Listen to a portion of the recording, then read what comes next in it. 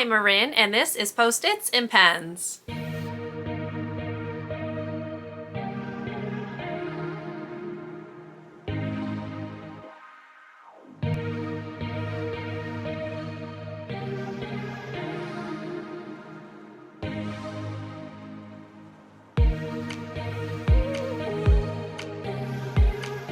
Hello and welcome to or welcome back to my channel. My name is Marin and here you will find a little beauty, a little books, and a little teaching content. So if that sounds like something you might enjoy, I would love for you to subscribe and stick around and join me in my little corner of YouTube. Today's video is going to be my March reading recap where I go over all of the books that I read in the previous month and let you know my thoughts and final ratings. So let's go ahead and get into the video.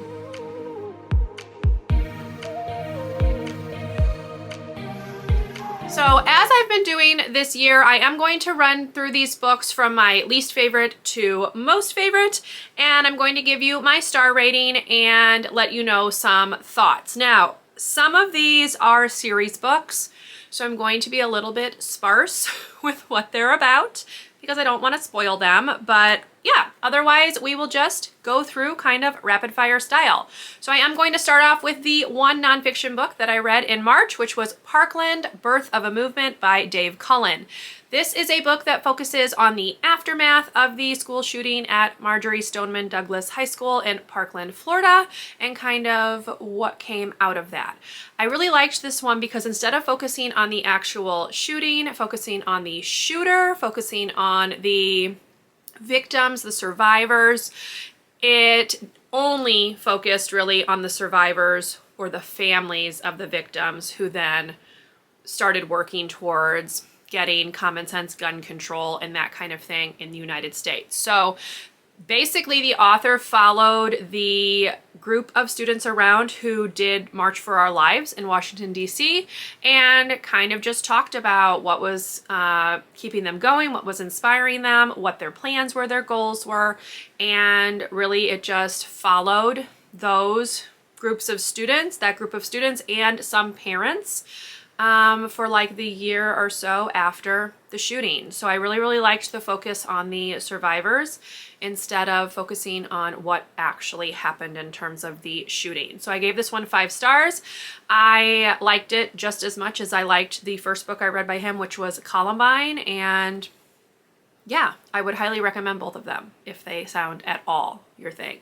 Now we're going to go ahead and get into the fiction books, and I'm going to run through least favorite to favorite. So I did have my first DNF in the month of March, and that book was The Death of Jane Lawrence by Caitlin Starling. So I left the bookmark in here.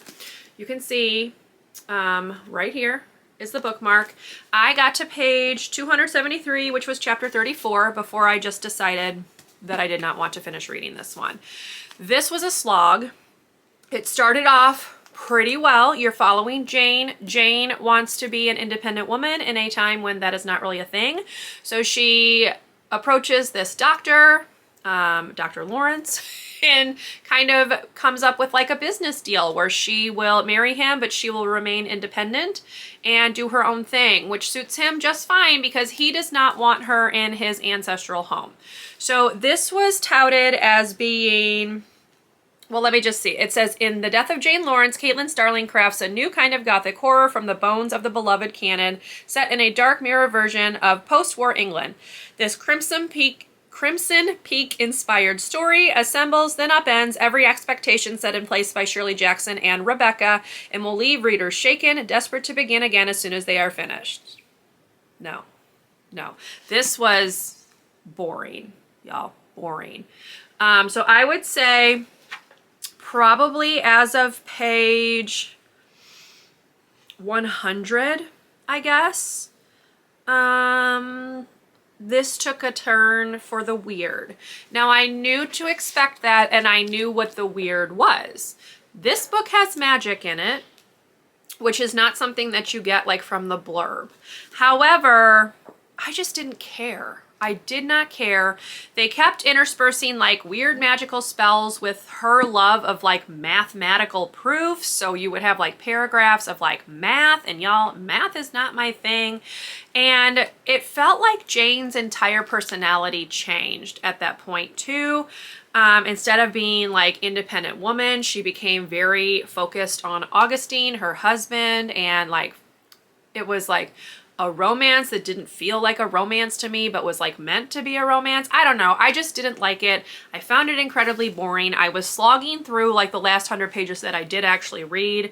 And once I hit 273, I just gave up. I just don't care enough to finish this. It has pretty low ratings overall, and I can honestly see why. I would not recommend this one.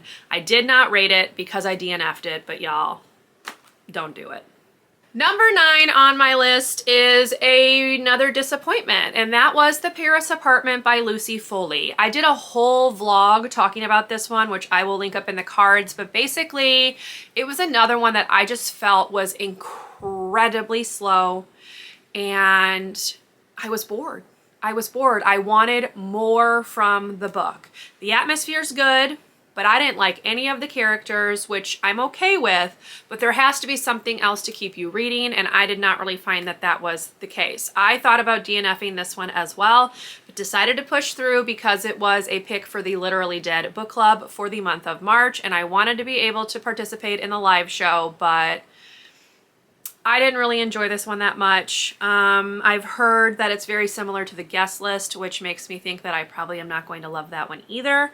In the end, I gave this one 3 stars. It was okay. It was fine. It was nothing to write home about. And I'm pretty disappointed because I thought I would really love it. Number 8 is the 3rd book in a trilogy, and that is Of Neptune by Anna Banks. Now, this is the 3rd and final book in the Sirena Legacy. That's what it's called, the Sirena Legacy. I read this as part of the Final Book Support Group hosted by Steph Loves. I did a vlog on this as well, which I'll link up above. This book was pretty disappointing. The 2 main characters who you are rooting for like through the first 2 books spend most of the book apart. She shoehorned in a love triangle where one did not need to be, and I just felt like this book was unnecessary. So I gave it 3 stars because there were some things about it that like salvaged it a little bit, but yeah, I really feel like she could have just stopped it at the 2nd book and called it quits, but whatever. So 3 stars for Of Neptune, not my favorite, not the worst I've read, but kind of a disappointing ending to an otherwise enjoyable series. Coming in at number 7 was another thriller, and that was The Couple Next Door by Shari Lapena. I read this one for the Buzzwordathon pick because the pick for March was location, so Next Door was my location, and this was another one that I didn't love. I gave this one 3 stars. This is an interesting book because you find out who's responsible for the baby going missing like midway through the book. So then you still have like this latter half. Now, there were some twists and turns that I didn't see coming, but I hated Marco's perspective. That's the father. Hated his perspective, and I just didn't enjoy reading this one. It was one of those where I just wanted to get to the end because I wanted to see how everything was going to play out, but I was not really enjoying my reading experience. However, I put this one above The Paris Apartment and Of Neptune because it did keep me reading. Like, it did keep me turning pages, and at no point did I want to like stop reading. I just wanted the book to get done faster. So it was kind of a conundrum, if you will. But I gave this one 3 stars. It was fine. I do kind of want to read another book by Shari Lapena. So if you have one that you've enjoyed, leave that listed down below. I'd love to check that out. But otherwise, this was an okay book that I was glad was done because the characters were getting on my nerves. Coming in at number 6 was a book from my March TBR, and that was The Lovely Bones by Alice Sebold, which I also gave 3 stars. I had heard that this book was very emotional. It made people cry, and that's what I was expecting going into it because I cry very easily at books, movies, TV shows, media of any kind. I'm a crier. This didn't even make me shed a tear. So I don't know if it was a problem with me or the book. I liked the story. It is very slow. So I had taken this one and I chunked this one out into 50 pages and I read 50 pages at a time. So I definitely took my time going through this, which I think was a good decision because this isn't one that you can just like blow through. But this is another one where I was expecting more of an emotional impact than I was given. So if you aren't sure what this one's about, this one is about Susie. Susie is murdered when she is 14. And this is basically Susie narrating what's going on in the world down below with her family and her murderer while they are trying to solve the case. This focuses a lot on her family, in particular, her sister, her dad, her mom. I didn't like her mom at all. Did not like her mom at all. Hated like following her. Just did not like her.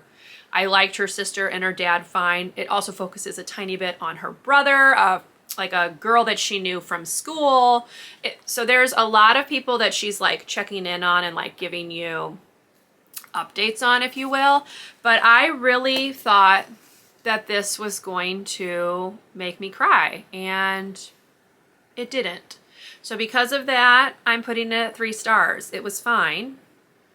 Will I ever reread it? No. Am I going to keep the book? No. I'm going to unhaul it. But I'm glad I read it to finally, you know, get a book that had been on my TBR, probably on my physical shelf at least since probably 2005 off. But this is another one where maybe my expectations were too high because it didn't really work for me. So there you go. Okay, coming in at number 5 is my last 3-star book, but y'all, I really liked this one. This is Nancy Drew. This is the 3rd book, The Bungalow Mystery. First of all, the cover, I really like these like redone covers. They are super cute. This one follows Nancy, obviously, and a girl named Laura. Laura is basically an heiress to her mother's estate. Her mother has passed away. And Laura is being taken in by a new guardian who was appointed by her mom. But when she meets the new guardian, something's not right. And Nancy takes it upon herself to figure out what's going on because that's how Nancy rolls. This one was really, really fun. I really, really liked this one. I think of the 3 that I've read so far, reread so far, this is my favorite. I'm still only giving it 3 stars because it's not anything earth-shattering. The writing is not, you know, it's not great. We hear all about how Nancy's beautiful, smart, whatever, you know, the descriptions, the girl detective, like there's some things on it that like get tedious to read after a while, but the overall mystery of this one was really well done and I thoroughly enjoyed it. So this is book number 5 going from 10 to 1. So yeah. All right, coming in at number 4, we have a Spindle Splintered by Alix E. Harrow, which I checked out from the library just on a whim. It's a lot shorter than I thought it was. It only had like 170 pages or something like that. I really enjoyed this. This is a fairy tale retelling of the fairy tale of Sleeping Beauty. It's sapphic, which was fun. And yeah, I enjoyed it. I'm going to definitely read the 2nd and final book in this little like novella series because I had a lot of fun with the first one. Sleeping Beauty is not my favorite fairy tale, and actually in that book she talks about why Sleeping Beauty kind of doesn't usually rank as someone's favorite and why it did rank as the main character's favorite. So I just really, really enjoyed it. I read it very, very quickly and it was a lot of fun. So 4 stars for a Spindle Splintered. Looking forward to reading the 2nd one, which I believe is a Snow White retelling, but instead of focusing on Snow White, you're following the evil queen. So yeah, I enjoyed it and we'll see what the next one holds for us. Coming in at number 3 is The Road Trip by Beth O'Leary. This was the first Beth O'Leary book I had ever read, and I enjoyed it. I don't know, I think I've read that like people haven't liked this one as well as like her previous 2. This one's got some dark stuff, y'all. This one's got some mental health issues going on between or with the male character. There is probably, you should have a trigger warning for like sexual assault. Yeah, this had some dark stuff in it. So I can see why if you were expecting like fluffy romance, you might not have liked this one, but not having read any of her previous books, I really enjoyed this. I also loved the audio version of this with the two characters, the main female character and the main male character. So you have Addie, you have Dylan, and they were narrated by two different people. And I enjoyed it. So I'm definitely going to check out more from Beth O'Leary. She has a new one coming out like in a couple of months. I believe it's called The No Show. I'll put the cover right here that I've already requested from my library. But yeah, I enjoyed this. So I gave this one 4 stars, and I'm glad I finally checked out Beth O'Leary's writing because I've heard a lot about her, and this was a good introduction in my opinion. So, you know, your mileage may vary, but it worked for me. All right, number 2 is a little novella that is part of the Winners Trilogy series by Marie Rutkoski, sorry, and that is called Bridge of Snow. This is a little novella that focuses on baby Aaron. He's like 8. I shouldn't call him a baby, but you know, very young Aaron. His mom is telling him a story of a fairy tale from their world. And I just thought it kind of nicely set up Aaron's childhood and kind of gave you a little bit more information about him, because the book itself really focuses a lot on Kestrel, like the series itself focuses on Kestrel. So you hear from Aaron about his childhood, but like this was you getting to experience his childhood. So I really liked that. I also liked the story itself. It's like a fairy tale from their world, and it was a nice little revisit of the world from the Winners Trilogy. So if you've read the Winners Trilogy, I would highly recommend the little novella. It's called Bridge of Snow. I gave it 4 stars. You can read it in like 5 minutes, but I loved it. So I'm happy that I was reminded that it existed. And my top book, my favorite book for March, was another sequel, and that is Conspiracy of Blood and Smoke by Anne Blankman. This is the second and final book in the Prisoner of Night and Fog duology. So this series follows Gretchen and Daniel, and it is set in like 1930s Germany. So before Hitler's rise to power as Chancellor, the first book is. Gretchen is brought up as a favorite of Hitler's. Her family is very close with him. She considers him an uncle. So she's been hearing like all of his thoughts on the Jewish people from the time she was small. So she's already, you know, started to adopt his thinking on that. But then she meets Daniel, who is Jewish, and her world changes because they fall in love. So that's the first book. The second book is the sequel to that, and it is set, I believe, a year after the first one. Hitler has been elected chancellor. So, you know, we're moving closer towards World War II. And in this one, Daniel has been accused of murder that he did not commit, and he has set out to prove his innocence, and Gretchen goes along to try to assist. So that is all I'm gonna say, because I don't want to spoil anything. But I really, really liked this one. I thought this was a very solid sequel to a book that I absolutely loved. So Prisoner of Night and Fog was a 5-star read. Conspiracy of Blood and Smoke was not quite at that level. I did give it 5 stars on Goodreads, but I would rate it more as like a 4.5, just because I didn't like it as much as the first one. But if you like historical fiction set during kind of that World War II era, so obviously this is before the actual war begins, I would highly recommend this one. They are like painstakingly researched. She has some significant notes at the back of each one talking about where she got her information, and I just really thoroughly enjoyed both of them. They are like my favorite kind of historical fiction, taking fact and putting like fictional characters into a setting that we already know, and I loved it. This was another one that I read for the Final Book Support Group. I'm so glad I finally went ahead and read it, because it had been on my Kindle as an ARC since it was released, and I just had never gotten to it. So I'm really glad to have finally read it. I loved it. It was my favorite book of March, and that is our final book. So that made 11 books that I read in March. Now, because this is the end of the first quarter of 2022, I'm going to go ahead and give you some stats. Sorry, I just threw that notebook down. And I'm going to use G from Book Roast's Caw Pile document to get those statistics. So I'm going to just be reading off of my computer because she's got them all like she made a spreadsheet. So I'm going to just pull the spreadsheet up and go through it. But since this is the end of the first quarter, I want to go ahead and talk about some reading stats for the year so far. So before I start, I'm going to put like the stats like right here, but I am going to be reading them from here. So sorry about that. To start off, in January, I read 11 books. In February, I read 13 books. And in March, I again read 11 books. So that gives me a total of 35 books so far in 2022, which is pretty impressive.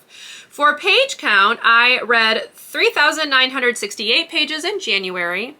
I read 4,084 pages in February, and I read 3,149 pages in March. Now, I made a point in March to take my reading a bit more slowly. So I felt like in February, I was like, you know, just go, go, go, go. And I didn't like that feeling. Reading is meant to be relaxing for me. And in February, I felt like I was not relaxed because I was trying to get through all of these books. So I took it a little bit easier in March, which is why the page count is lower, and I dropped back down to the 11 books from the 13 in February. I also noticed this time around that the books that I read were slightly shorter. So, you know, that's just how it worked out. That wasn't something that I was like specifically looking to do, but it worked out well for me because I felt like I was reading at a much more sustainable pace. Now, I have one DNF so far in 2022, as you just saw. The Death of Jane Lawrence was that DNF. Most of my books have been physical books. I've read them physically. I have read 4 ebooks. I have read 5 audiobooks, and I have read 5 books with like mixed media, by which I mean ebook and audio, or physical and audio. So I combined some things together there. So I have read 1 horror, 6 fantasy, 7 contemporary, 4 paranormals, 1 science fiction, 3 biographies, 5 thrillers, 4 classics, 1 romance, 2 historical fiction, 1 nonfiction, and that is 11 different genres. So that's pretty cool. Book length, most of my books have been between 300 and 350 pages. That's pretty typical for me. Age category. I have read 4 children's books. I have read 1 middle grade. I have read 15 adult and 16 YA, which is a really nice balance. I am trying to read more adult this year. So far that's working out. For LGBTQ plus representation, 4 books have had the main character having some kind of rep, and 13 have had some kind of representation present in the book. 18 books have not. Part of that is because I've been reading some Nancy Drew books. As we know, that's not a thing in those books. Nonfiction books, things like that, don't tend to have that kind of rep. So yeah, I am kind of keeping an eye on that one because I do like to have some kind of representation in my books. And then for disability rep, which is another thing that she tracks on here, I have had 2 books where the main character has had some kind of disability rep, and I am including mental health in this as well. 13 books have had some kind of disability rep present, and 20 of them have had no disability rep at all. Okay, moving on to how I acquired the books. 16 of them have been books that I have owned from my physical shelves. Yay for that. 17 have come from the library, and 2 of them were old e-arcs, like old arcs that I had and finally read this year. Because y'all, I haven't requested an arc since like 2014, not gonna lie. I have done 3 rereads this year. They've all been Nancy Drew, which means the remaining 32 were first time reads.